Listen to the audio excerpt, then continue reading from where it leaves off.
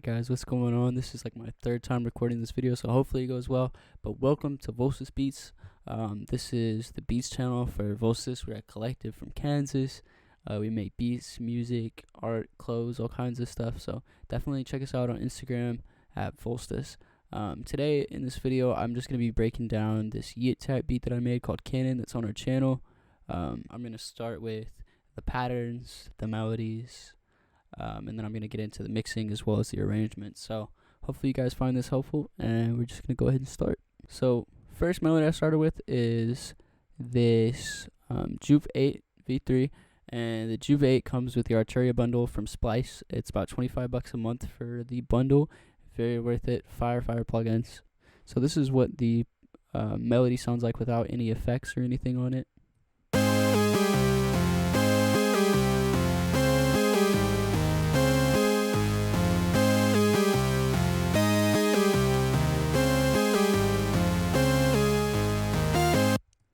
Alright, now this is what it's going to sound like with the effects that I have. I just have, EQs. I have a gross beat times 2 speed. It's turned off right now, which I'll get into with the arrangement. And then this is a crystallizer. These are my settings that I'm using. My preset is called Brazy, so that's why it says that. It's basically working like how a half speed on gross beat does. It just except it adds more texture. It's sort of like a delay. Just a chorus, default effects all the way up. This is what it sounds like with the effects.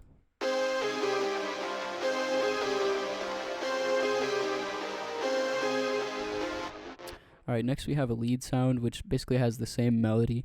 It's just a one shot from some sort of Cardi kit or something. And if you guys need any sounds from this video, just drop a comment and I'll have them emailed to you. So just let me know and it's yours. I got y'all. Same effects and everything on this. I'll just play it for you guys.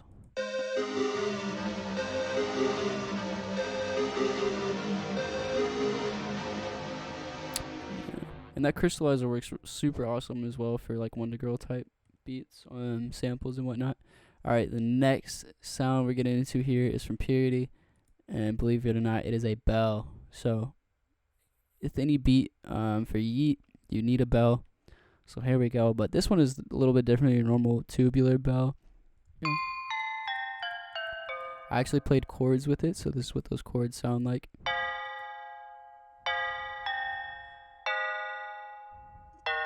I just have a basic EQ. Cut some high ends, cut some low ends, boosted some high mids. No other effects though. Alright, next melody we're gonna get into here is actually a bass line. Okay, so this is actually a GMS bass line. GMS is a plugin native to FL, so it just comes stock in every FL Studio. And I use it because it has some fire basses in there. I use it all the time. Definitely recommend it. This one is the just bass 3 MC, and as far as the mixing goes on it, I am just using a Camel Crusher. Camel Crusher is like a free distortion compression plugin, and I'm using the American Crunch setting. I might have tweaked some settings here. Go ahead and copy that if you want. And I'm gonna play this bass line in context with the melody so you can hear what I'm doing.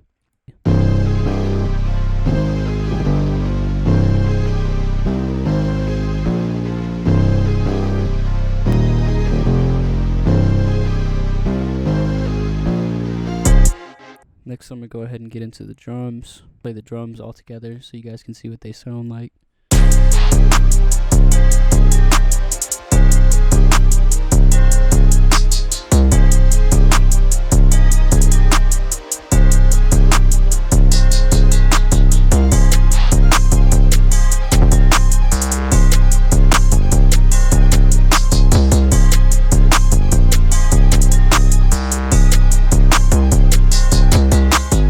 Go ahead and start with the 808s. And as far as the mixing goes on my 808s, this is just a standard Spins 808.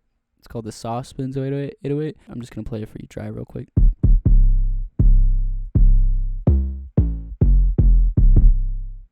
Yeah, just a basic Spins 808, but it's real clean sound.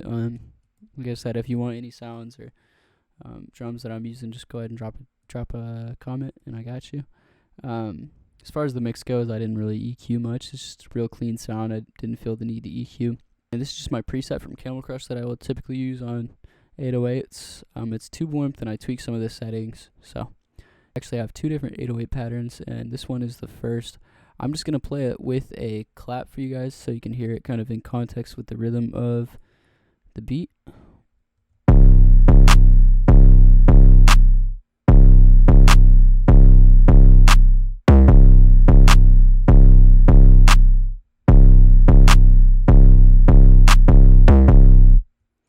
Alright, now this is the second 808. I kind of chop it up a little bit.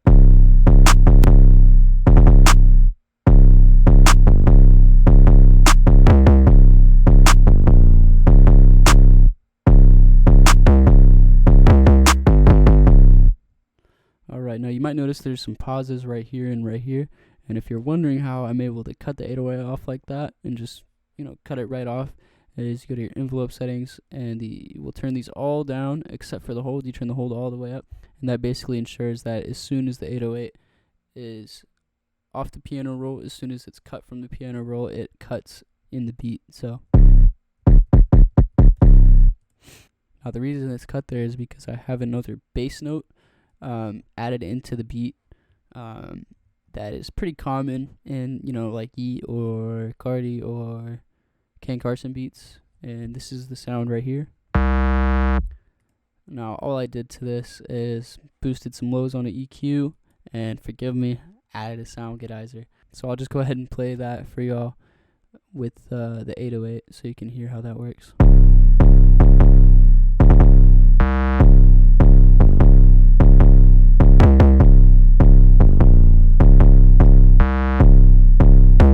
I mean, that's it. So next, hi-hats. Super simple hi-hats. In terms of the mixing of the hi-hats, I only add a little bit of reverb. It's crazy how much a little bit of reverb on your hats can really add some ambience to your beat. I'll just go ahead and show you all that.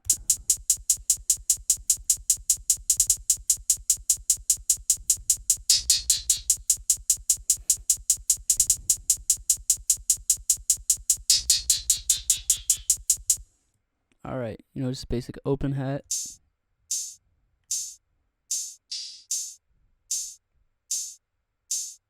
We just have a basic clap. Have another clap. I will also sometimes implement, instead of the clap, this rim snare here.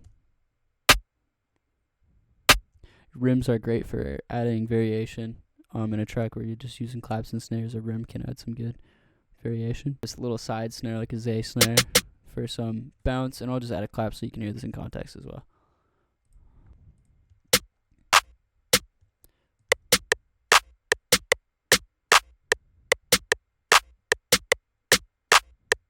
Simple, man. Super simple. And then I have, so right here I have just a basic, plug sort of perk, metal perk.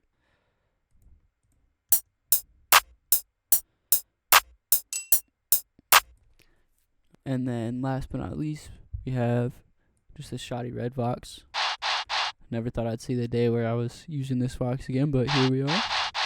And in terms of the mixing on all the ones I just showed, there's literally no mixing, just leveling.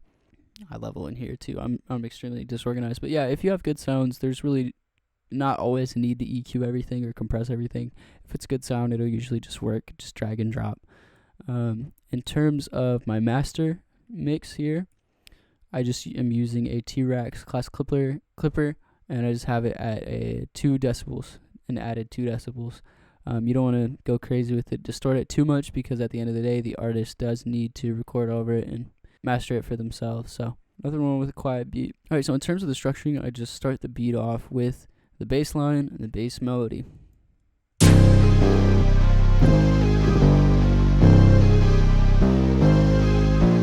You probably see that I have these different sounds down here. So this is just a stomp sound effect, really good for adding that impact sound. And on top of this one and all the rest down here, I have a white noise sort of transition. Transitions, or like white noises in general, are amazing for beats because they add so much more texture to your beat, so much more ambience. It sounds so much more alive. Even if you're adding a rain sound effect, some sort of final white noise effect, depending on the beat, you're going to need to use different ones. So for something very new sounding like this, very synthy, you don't want to add any sort of vintage sound effects, but these risers and, little stomps and stuff really do the trick in terms of making it feel more cinematic. So I'll kind of show how this one transitions.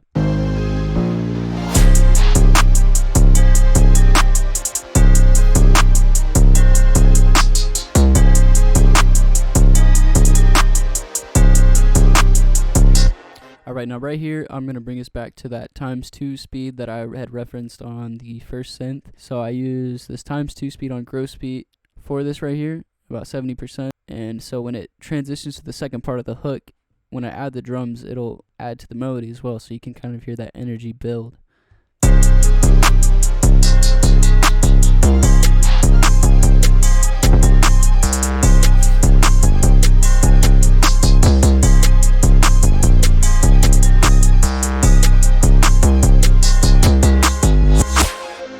Alright, so as you can see, I really had to go hard on the second part of the hook.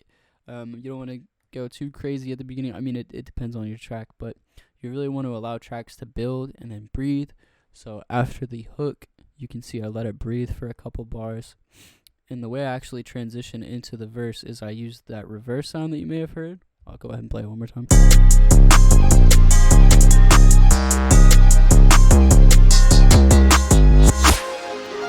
Now, how I do this effect is by using a plugin called the Blue Glitch. It's free. I've used this thing for years. It's super fire. You basically select these colors and they correspond with, different effects. And you can click them in and, choose when you want them to hit. This is supposed to represent like 8 bars or something like that, I think. And when you want them to hit, and you can kind of affect them as well. Super fire.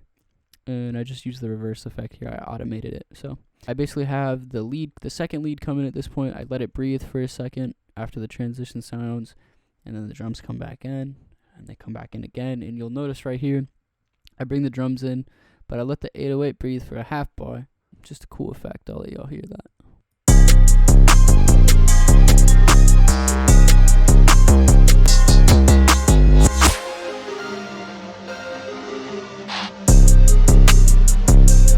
And this is where the rim comes in.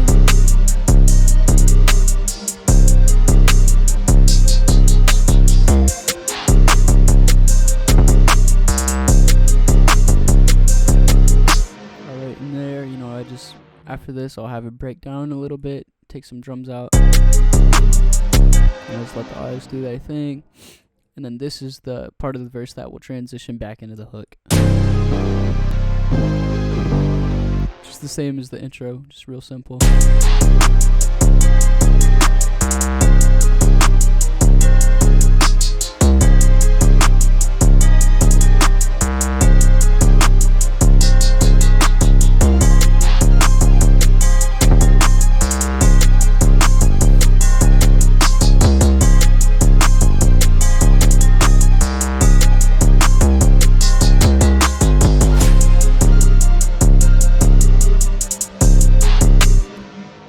So that's all, guys. I really hope you enjoyed this. I hope you learned a lot.